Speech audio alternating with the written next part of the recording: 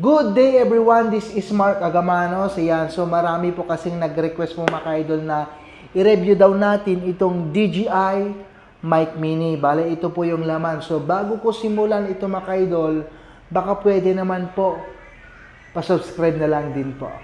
Ayun, so bago ko simulan itong video na ito mga idol, so disclaimer lang po, hindi po ako eksperto.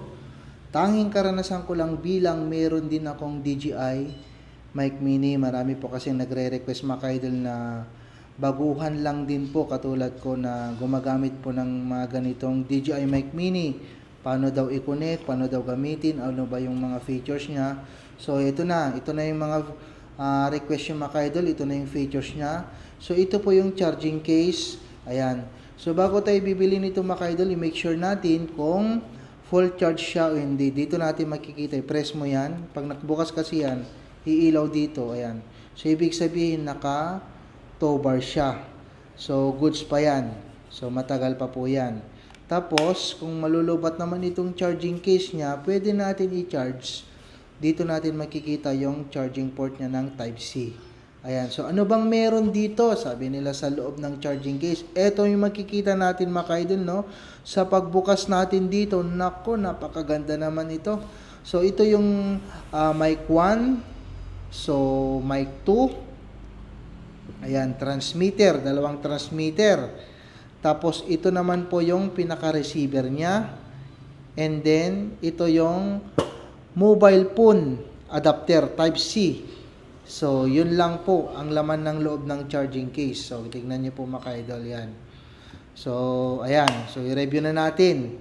So, ano nga ba ang meron dito sa mga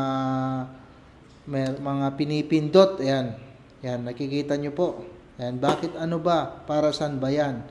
Ayan, so ituturo ko sa inyo mga idol, no? So, ito po yung yung pag pinindot mo ito, kung halimbawa, i-connect mo itong receiver to transmitter sa mic, so long press mo lang. Pag halimbawa naka-steady na yan, ibig sabihin, nakakonect na po siya, no?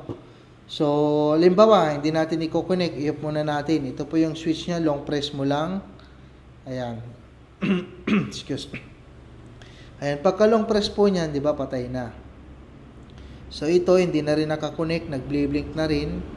Ganun din tong isa. Ayan, para makita natin. Ayan. And then, paano ba natin i-connect? So, ang gagawin lang natin dito, mga idol, no?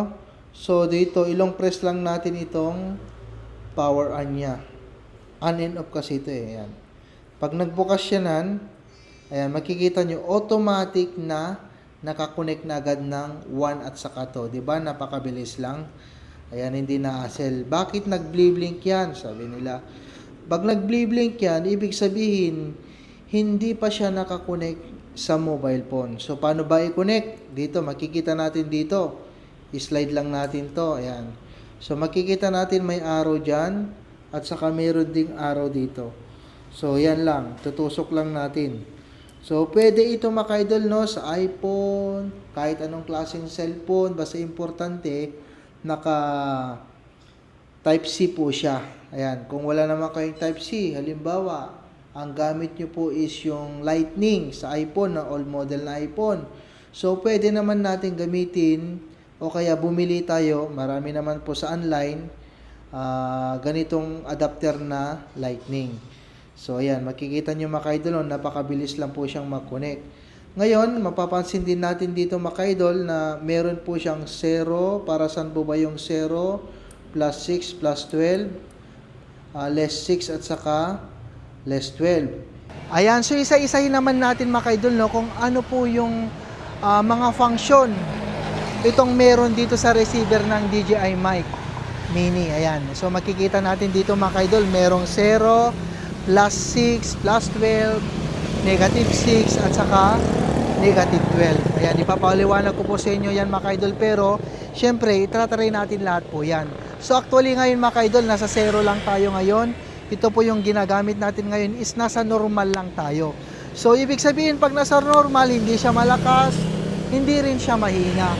Ayan, tingnan nyo naman po mga kaidol, ang importante lang naman talaga dito pag nagbablog tayo is maintindihan nila yung mga sinasabi natin kahit marami pong mga sasakyan. So, pangalawa, susubukan natin ng plus 6. Ayan.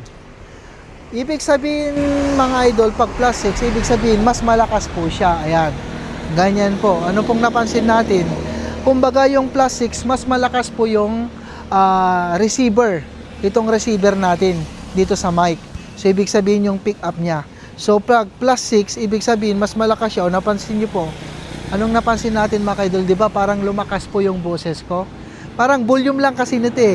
Ayan, so ilagay naman natin po mga idol, no, itong plus 12. Ayan, ito po yung plus 12. Anong napansin nyo? Lumakas lalo, no?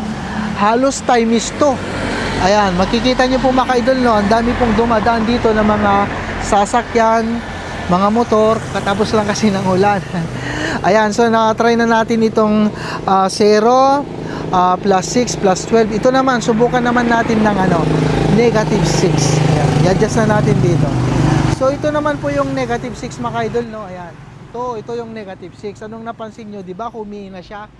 Ayan, ito po yung negative 6. Test mic 1, 2, 3, 4, 5. Ayan, so dito naman tayo ngayon mga idol sa negative 12. Ayan. Anong napansin nyo? Diba, humina yung boses ko? Ayan. 1, 2, 3, 4, 5, negative 12. Nasa negative 12 na tayo. Ano pong napapansin nyo? Nasa negative 12. Yung adjustment po ng DJI mic mini receiver natin. Ayan. So, ito po yung pinaka-normal, no? So, ibalik na natin yung 0. Ayun, nasa 0 na tayo ngayon. Ayan. So, ano po yung napansin nyo po mga idol? 1, 2, 3, 4, 5. Diba, nasa normal lang tayo ngayon? Hindi siya mahina, hindi rin siya malakas. Kumbaga, nasa normal lang tayo. Overall po mga idol, ang madalas ko pong ginagamit talaga itong 0. Kasi ito yung pinaka-normal eh. Hindi ko na ginagamit yung last 6, last 12, negative 6, at saka negative 12. So ano po sa tingin niyo po mga idol niya? Kung meron po kayong katanungan dito sa tutorial ko po ng DJI mic mini, ayan, mag-comment lang po kayo dyan. At syempre, re-replyan ko kayo. Ayan, so ite-testing na natin mga idol, no, kung gaano kaganda itong DJI mic mini. So, i-check natin po mga idol kung ano po yung mga iba't ibang difference nila na merong windscreen, without windscreen, noise cancellation, at syempre, without mic. No. So, unang nakalagay po dito mga idol, windscreen. Ayan, ito po yung windscreen po mga idol, no? Subukan muna natin mga idol, maglakad lang tayo dito. Ayan. So, ano po yung pinakaibahan nila? Ano kaya sa tingin nyo mga idol? Diba, napakaganda? Halos wala pong dumadaan na sasakyan. So, pangalawa naman po mga idol, tatanggalin natin itong windscreen. Ayan, tanggalin na natin. So, dito lang. Ayan, so wala siyang windscreen. So, mic lang ang hawak natin. Ayan, tignan nyo po mga idol, no? Hello, hello, test mic, test mic. Ayan, tignan nyo naman po mga idol, no? Oh, ayan. Wala po siyang windscreen. So, ang susunod naman ang gagawin natin dito mga idol, itong noise cancellation niya. So, dito lang po, i-press lang natin dyan. Ayan. Maglalight na po siya. Ayan. Kikita nyo po. Test mic 1, 2, 3, 4, 5. Ano sa tingin nyo po? Ayan. Napakarami pong mga dumadaan dito po mga idol, ng mga motorista, mga sasakyan. Kakatapos lang pong umulan. Ayan. So, dito tayo ngayon mga idol sa Dumaguete City. Ayan. So, ang susunod naman na gagamitin natin mga idol, no? So, natapos na natin yung windscreen. Merong windscreen, without windscreen, at syempre noise cancellation. So, ang gagawin naman natin mga idol, i-off natin itong mic. Ayan, testingin natin mga idol, no? Nawala po siyang mic. So, tanggalin ko lang dito po sa connection mobile phone natin. Ayan. So, wala po siyang mic. So, ano sa tingin nito mga idol? Maganda po ba? Ayan, ito yung kagandaan ng DJI mic mini mga idol, no? Ayan, so meron po siyang magnet. Depende sa inyo kung anong gusto nyong paggamit nito. Pwede natin i-clip dito. Pwede rin ilagay dito. Ayan, nasa damit lang natin. At pwede rin itago. So, ilabas natin itong magnet.